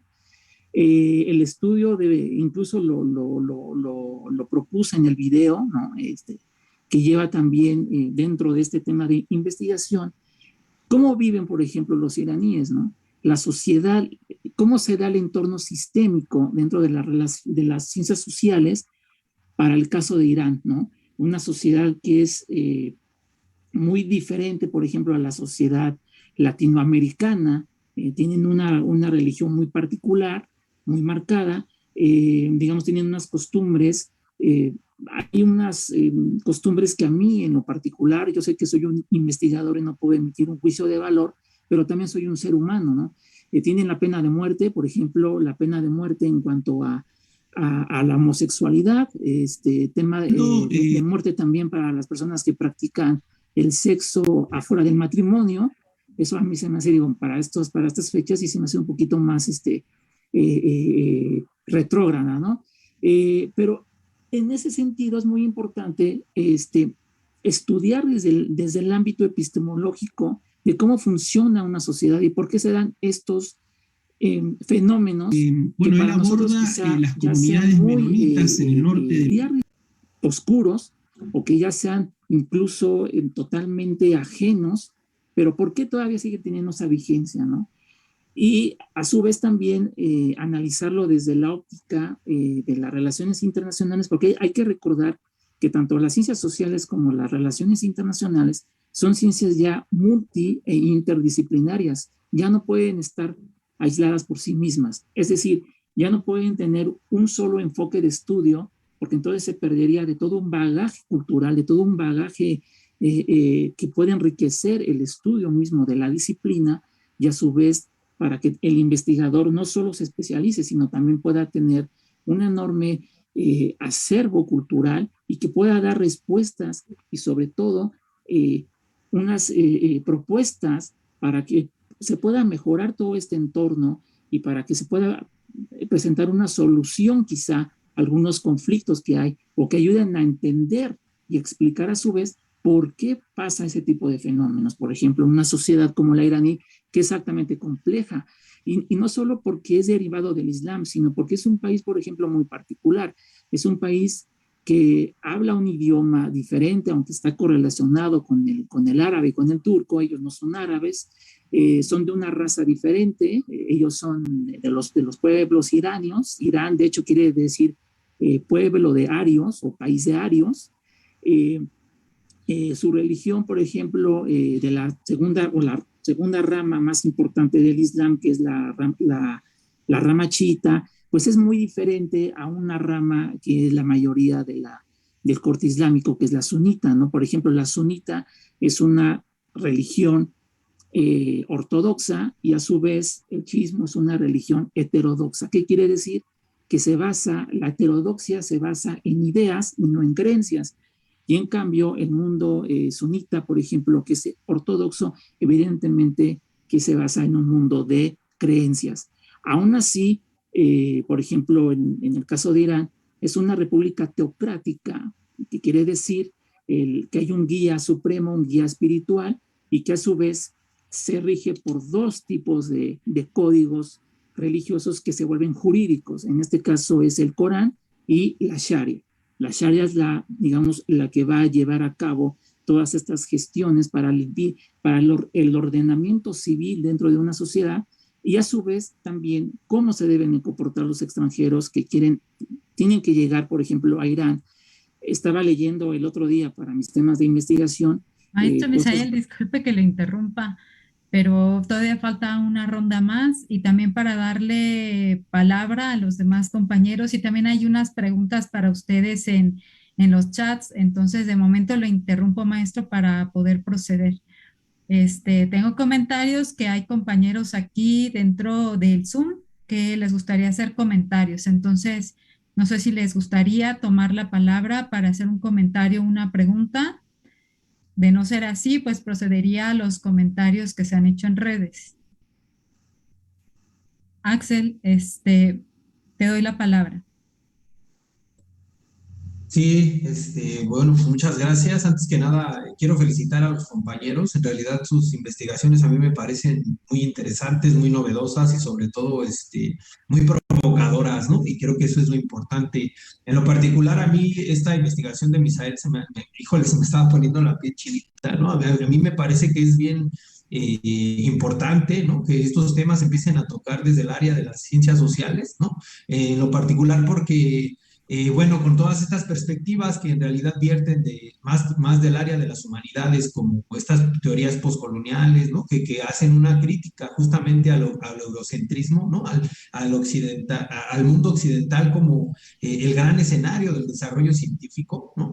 Me parece que empezar a hablar, ¿no? A conversar sobre todo en este tipo de espacios de otra perspectiva, ¿no? Totalmente cultural y social y política, ¿no? Económica, me parece bien importante, pues, o sea, porque me parece que abre, ¿no? Justamente esta conversación y empieza a pluralizar todos esos temas, ¿no? En realidad a mí me parece que yo he encontrado en realidad pocos conversatorios con este tipo de temáticas, ¿no? Y en lo particular, se me hace bueno, que son temas que deben de estar justamente en este tipo de espacios, ¿no? Entonces yo festejo mucho este tema, a mí me parece bien provocador, en realidad, yo voy a leer, por supuesto, este trabajo y bueno, a mí me parece bueno, que justamente estos espacios se establecen, ¿no? Para poder conversar sobre estos temas, para encontrar similitudes. En particular, a mí me parece bueno, que empata totalmente con la perspectiva que yo traigo desde el trabajo que estoy realizando también aquí en el doctorado, ¿no? Y bueno, en ese sentido, bueno, felicitar, ¿no? A los participantes antes que nada y a todos los que se están dando cita por acá, ¿no? Me parece bueno, que más que una pregunta era ese comentario para poder festejar, ¿no? Esto que se está ocurriendo ahorita. Muchas gracias. Muy interesante, maestro Axel, también tu comentario. Y pues ahora le doy la palabra al maestro Carlos. Adelante. Sí, gracias. Igualmente, muy interesantes los temas, la verdad. Yo tenía una pregunta para el maestro Manuel y una pregunta también para el maestro César. Inicio con el maestro Manuel. Tenía la pregunta sobre, por ejemplo, bajo una lógica prospectiva, se esperaría bueno, de hecho ya empiezan a haber algunos autores que empiezan a equiparar al proyecto del Tren Maya con la carretera fronteriza entre Chiapas y Guatemala, que partió hace décadas la selva lacandona en dos, ¿no? Y ahorita, pues actualmente, pues el estado de Chiapas, sobre todo a la orilla de esta nueva carretera que se abrió para incrementar el turismo, ahora se está metiendo sobre todo, pues mucho ganado, ¿no? Ahora, sobre el Tren Maya, bajo una lógica pues, prospectiva, los costos ambientales podrían llegar a tener un peso mucho mayor económicamente para las comunidades que están en la península de Yucatán, o si realmente, o no se va a volver a cometer probablemente el mismo error que se cometió en Chiapas, ¿no? Esta sería mi duda, mi pregunta para el maestro Manuel. Y para el maestro César, a mí se me hace, obviamente, las energías renovables a nivel mundial están en auge. Sin embargo, el gas, bueno, los hidrocarburos siguen estando en la cabeza por un gran porcentaje muy diferente. Entonces, por ejemplo, China, pues es el principal país que exporta energía, que utiliza, perdón, energía renovable. Sin embargo, pues también es el principal país generador de dióxido de carbono por hidrocarburos, ¿no? Entonces, en el caso de México, hay mucha apuesta por estos proyectos sustentables. Sin embargo, bajo la actual administración del presidente López Obrador, pues también hay mucho mucho empuje para proyectos de pues, las refinerías y sobre todo para seguir dependiendo de los hidrocarburos en México. Pero también ante esta escalada de energías renovables en México, ¿qué papel podría llegar a jugar el norte de México, sobre todo referente al litio? El litio que se ha pues encontrado, ¿no? En cantidades no tan abundantes como en el sur de Bolivia, norte de Argentina, pero también considerables, sobre todo en la zona de Sonora, ¿no? En donde desafortunadamente para procesar el litio y para extraer el litio, que es parte de que hayan energías renovables en auge, desafortunadamente también el uso de agua es enorme, ¿no? Esa sería mi duda para nuestro César. Gracias. Muy amable y muy interesante tu pregunta, maestro Carlos. Maestros y bueno, público aquí presente, dado que quedan 20 minutos de la conferencia, voy a retomar también los comentarios que se han hecho por redes sociales para que de una vez los tomen en cuenta y resolverlos antes de las 7 y tengan ustedes pues como mayor concentración en las respuestas. Entonces voy a leer estos comentarios que me parecen muy interesantes por parte de la doctora Marilena Figueroa. El primero, pues, va para César y nos pregunta, ¿qué tan perturbadores para el ambiente y para las poblaciones locales son las energías eólicas, maestro César? Para el maestro Misael, nos pregunta, ¿cuál sería el eje metodológico de tu investigación? Y finalmente, tenemos otra pregunta muy interesante para el maestro Emanuel y nos dice, ¿hasta qué punto tomarás en cuenta la idea Foucaultiana de poder como no vertical, sino multivectorial en tu aproximación, pensando en la posicionalidad de los actores? Entonces, pues me gustaría que nos respondieran en concordancia pues, del orden de exposición, empezando por el maestro Emanuel, después el compañero César y finalmente el maestro Misael. Entonces, le cedo la palabra, maestro. Bien, gracias. Pues sí, la verdad es que dos preguntas bien interesantes. Empezando por la del compañero Carlos, creo que es pronto para hacer un pronóstico. El tren todavía está en un proceso, está pasando todavía el proceso de negociación con las comunidades locales. Hay algunos cambios todavía recientes en el trazado del proyecto, pero particularmente, y creo que tu pregunta conecta muchísimo con esta preocupación por el tramo 7, que es el tramo que corre el sur de la península de Yucatán, en la parte que corresponde al territorio mexicano, y que atraviesa la selva maya, que es una de las reservas de selva, de bosque tropical más importantes, es la más importante del país, una de las más importantes del continente, y en ese sentido me parece que habría algunas cosas que considerar. La primera es que ya este es un proceso de hecho bastante avanzado de deterioro que tiene esta región.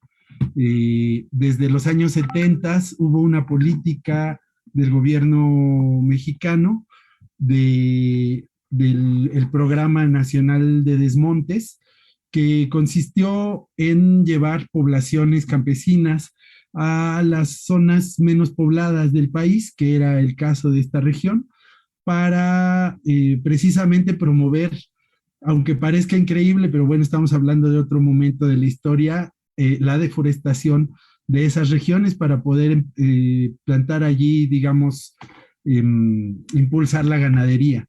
Y entonces ha sido un poco lo que ha desarrollado esa región o lo que ha motivado la población de esa región en las últimas décadas.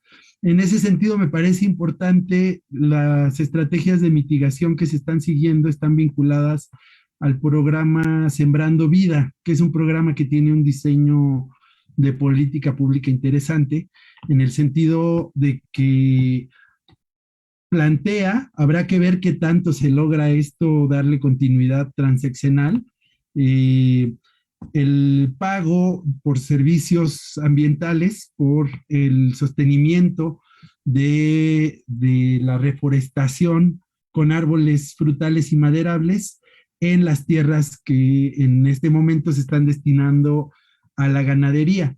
De ser así, podríamos pensar que eventualmente hubiera incluso un impacto positivo, pero por supuesto eso depende de muchísimas variables y la experiencia que se tiene a nivel nacional pues ha sido más bien de que los proyectos de infraestructura suelen venir aparejados más bien de lo contrario, ¿no? De un deterioro ambiental importante. Entonces habría que dar quizás tiempo, pero creo que esas serían dos tendencias a desarrollarse hacia el futuro. En el sentido de la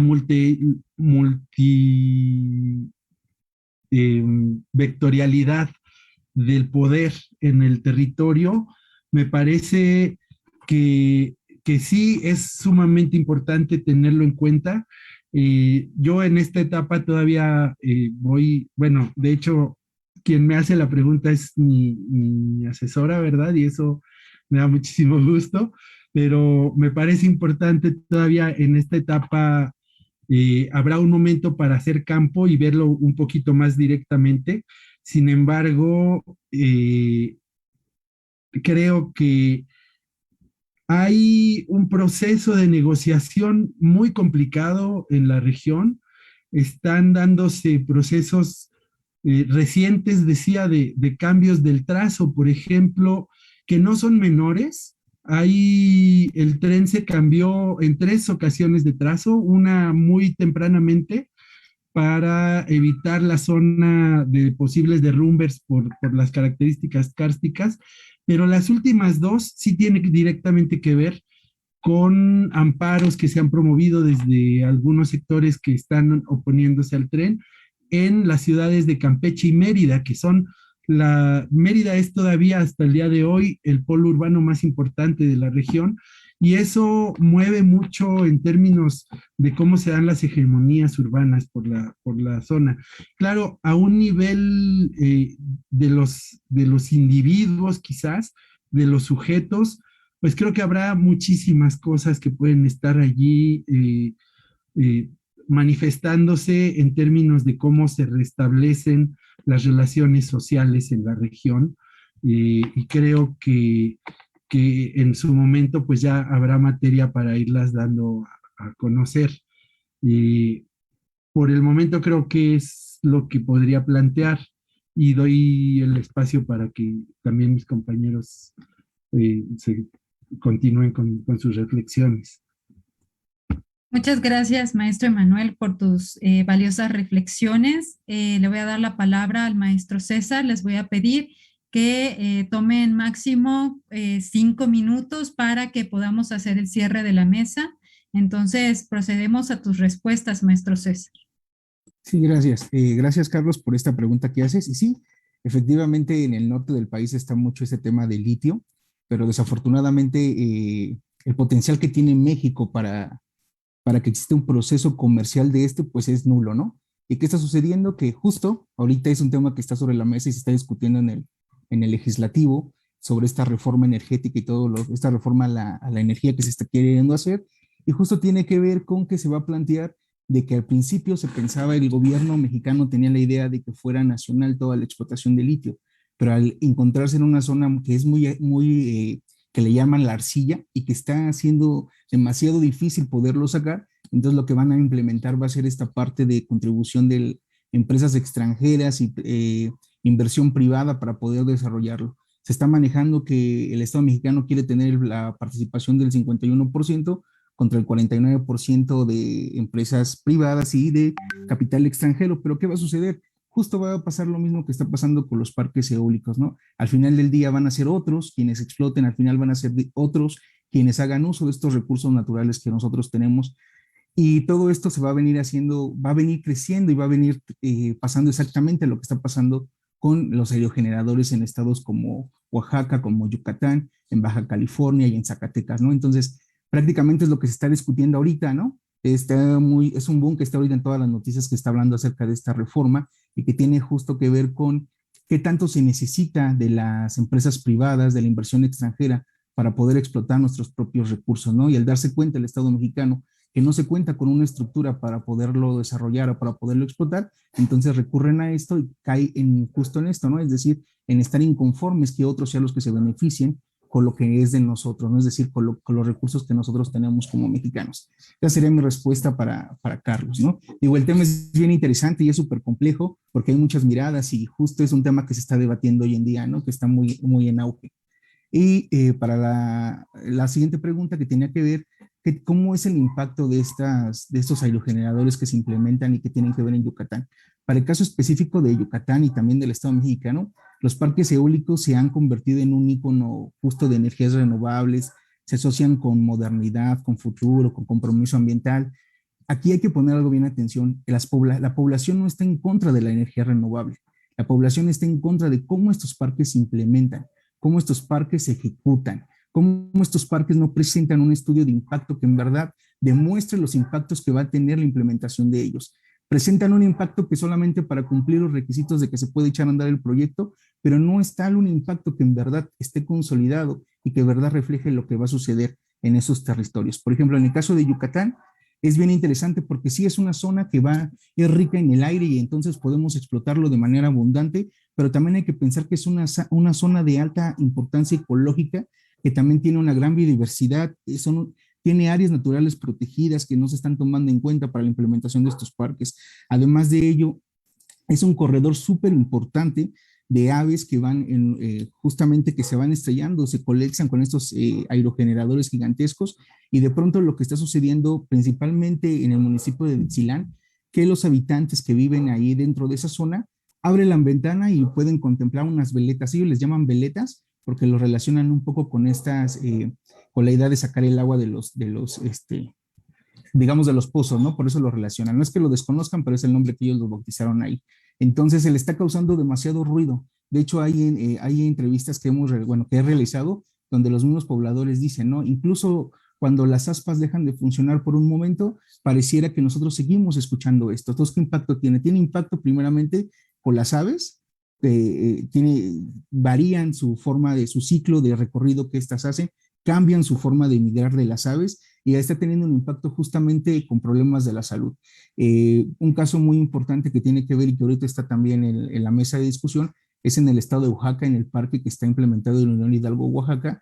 Ahí ese parque está instalado muy cerca de una zona habitada. Y entonces, ¿qué está sucediendo? Que está dejando a las personas con problemas de audición y ya se llegó a un consenso y se está peleando porque esos parques paren. Pero ¿qué va a suceder cuando estos parques paren? Hay un contrato que lo firman por 30 años y en esos contratos dicen que ellos no tienen ninguna responsabilidad de una vez que el contrato se acabe y que la gente ya no lo quiera renovar, de quitar su instalación y dejar los terrenos como lo encontraron, dejar el territorio como lo encontraron. Van a dejar ahí las centrales eólicas y ¿qué se va a convertir? Se va a convertir en cementerios de gigantescos eólicos que lo único que van a provocar va a ser, primero, una afectación al paisaje, una afectación que tiene que ver con problemas auditivos de la salud y una afectación que tiene que ver con los impactos de las aves que hacen ese recorrido. Y con eso terminaría para dar oportunidad a los demás compañeros. Gracias. Muchas gracias, maestro César, igual por tus valiosas reflexiones en contestación de los que estamos aquí presentes y de los espectadores. Y finalmente te daría 5 minutos, maestro Misael, para darnos tus reflexiones finales. Sí, gracias. Con relación a lo que me preguntaban, el eje temático metodológico de mi investigación tiene que ver con este proyecto Sal Verde, que es el proyecto nuclear en Irán, que se ha mantenido secreto hasta el año 2002, pero lo enfoco más en digamos, en la gestión de Hassan Rouhani, que hasta hace unas semanas fue el presidente de Irán. Él tuvo su gestión en el año 2013, el año 2021, y ese es un periodo muy importante porque el proyecto Sal Verde tuvo que ver sobre 2 ejes muy importantes. El primero de ellos es la construcción de todo este artefacto de tipo militar, pero solamente con efectos disuasivos, ya que hay que recordar que el gobierno de Netanyahu, en específico de Israel, se ha declarado enemigo número 1 de Irán y a su vez incluso ha atacado algunas instalaciones nucleares por medio de ataques cibernéticos.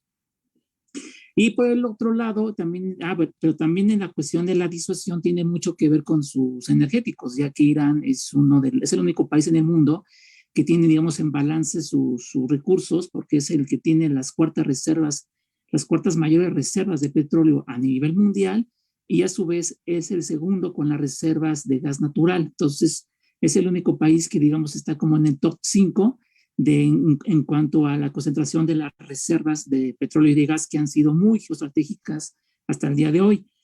Y por el otro lado también está el eje del prestigio que le podría otorgar ser miembro del Club Nuclear, que hasta el día de hoy han sido solamente 8 países, 5 de ellos son los que están como miembros permanentes del Consejo de Seguridad de la ONU, que son los que se encargan de sancionar la conducta de los demás países.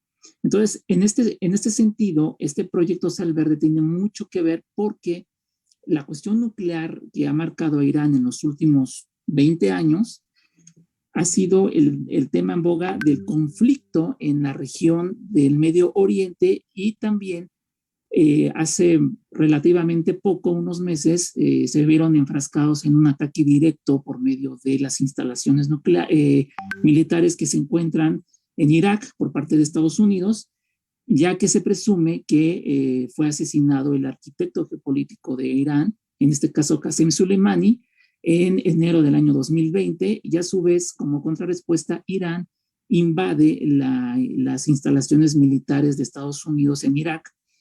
Y esto pues, marca un parteaguas hasta el día de hoy, porque también hay que recordar que el rompimiento del acuerdo nuclear que se dio entre Estados Unidos e Irán, pues marca todo este tipo de conflictos que hasta el día de hoy no se han podido resolver.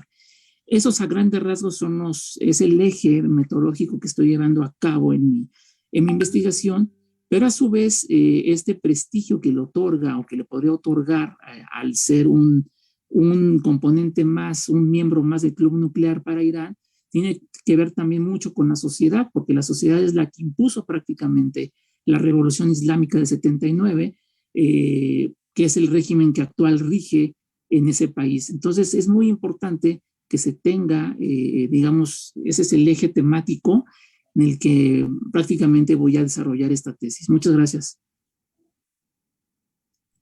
Muchísimas gracias, maestro Misael, pero también al maestro Emanuel, maestro César. Muchas gracias por compartir sus conocimientos, sus avances, porque como abrí la mesa al principio, sus investigaciones nos plantean un panorama que no solamente nos remite a nuestros espacios de conocimiento inmediato, sino que nos permite conocer también qué es lo que está sucediendo tanto en otras partes del mundo, en otras perspectivas, con otras metodologías y con otras aproximaciones epistemológicas.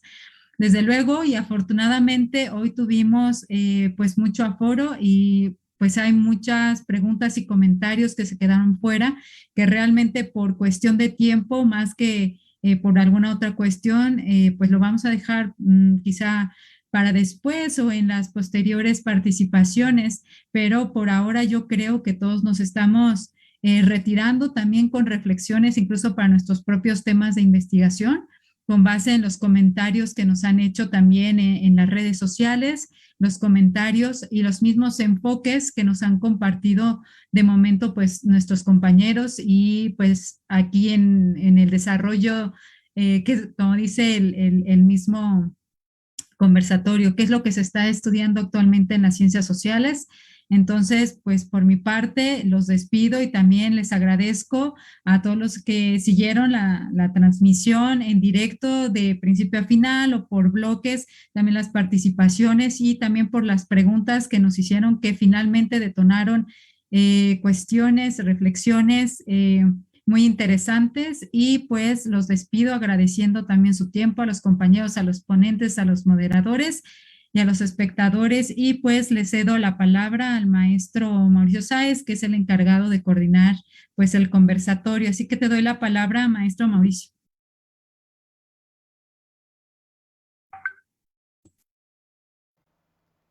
Muchísimas gracias también a todos los asistentes, la audiencia que nos estuvo siguiendo en la transmisión de Facebook. Pues agradecerle también a ellos el que hayan participado también, muchísimas preguntas. Pues eso, Sabemos que el tema de las ciencias sociales muchas veces puede ser algo muy amplio. Son, como ya hemos visto en la presentación de hoy, de estos 6 compañeros y compañeras del doctorado en ciencias sociales, son muy diversos los temas que podemos estar tratando. Y eso es justamente una de las iniciativas que nos llevó a nosotros como estudiantes de este doctorado, de realizar esta actividad dentro de la 4ª Semana Nacional de las Ciencias Sociales, justamente para contribuir con la difusión y la divulgación de las ciencias sociales. Es un compromiso también que tenemos como estudiantes, también como cuerpo docente dentro del doctorado, y agradecer también a todos los que han dado la oportunidad de participar y de hacer esta actividad. Les comento, desde ya les dejo la invitación para mañana. Vamos a continuar las actividades. Recuerden que también tenemos la actividad del día jueves. Tanto el miércoles como el jueves, las actividades comienzan desde las 5 de la tarde hasta las 7 de la tarde, y pues también vamos a continuar con otros compañeros que seguirán participando y exponiendo sus trabajos de investigación dentro del conversatorio que nos convoca, que es ¿qué se investiga hoy en un doctorado en ciencias sociales? Pues desde ya muchísimas gracias a todos y a todas, y nos vemos hasta mañana. Recuerden, nos pueden seguir en la transmisión en vivo desde el Facebook Live, y si usted en este momento está viendo la retransmisión de esta presentación, de todas maneras les dejamos la invitación de que hagan sus comentarios, dejen ahí sus contactos. Si se quieren comunicar con alguno de los ponentes, también pueden solicitar la información ahí, y posteriormente la coordinación del evento se comunicará con ustedes para generar esos puentes, porque justamente eso es lo que buscamos, generar puentes y entrelazar también proyectos de investigación que no solamente se estén haciendo dentro de la academia, también fuera de la academia. Así que pueden dejar sus comentarios a pesar de que estén viendo la retransmisión de este video. Desde ya, muchísimas gracias, y pues nos vemos mañana en los bloques 5 y 6. Desde las 5 de la tarde comenzamos las transmisiones. Recuerden, vamos a estar transmitiendo por Facebook. Si algún problema como el día de ayer no está a nivel mundial, vuelve a suceder un problema con Facebook, también estaremos transmitiendo en YouTube. Así que atentos a las redes sociales, y por mi parte sería todo. Muchísimas gracias por su asistencia, y pues nos vemos próximamente. Un abrazo, cuídense y que estén muy bien.